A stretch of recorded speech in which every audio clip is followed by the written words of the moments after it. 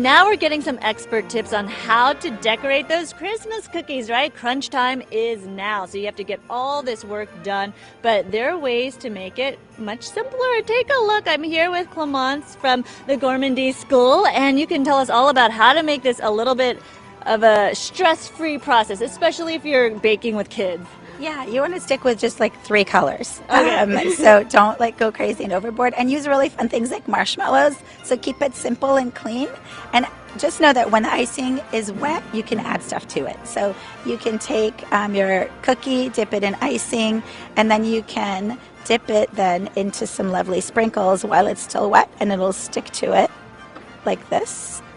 And then you can add fun things on top. So you can do like a snow globe, or you can do Starry Night, or a fun thing like a little mug there. And I love how these days a lot of people are saying no gifts. It's all about the experience. So you could give the gift of experience right here at the Gourmandise School. People could come out here and take a class. It's the gift that keeps on giving. I mean, when you let somebody know that they can make dinner in under 30 minutes and you give them a few recipes, then your life is greatly improved.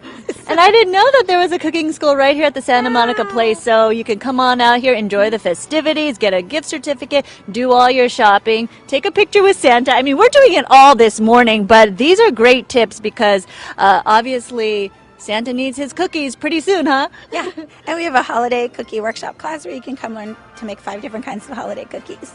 Done and done. Mm-hmm. Yeah, get it all done. Get it all done. We'll even teach you how to make the whole holiday dinner. That's tomorrow night and Saturday night. All right, I think Tony wants to be the taste tester for that one. Okay, so I'll sign him up.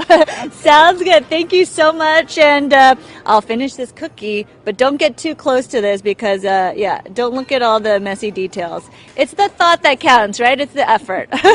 A for effort? A for effort, and R for rustic. Okay.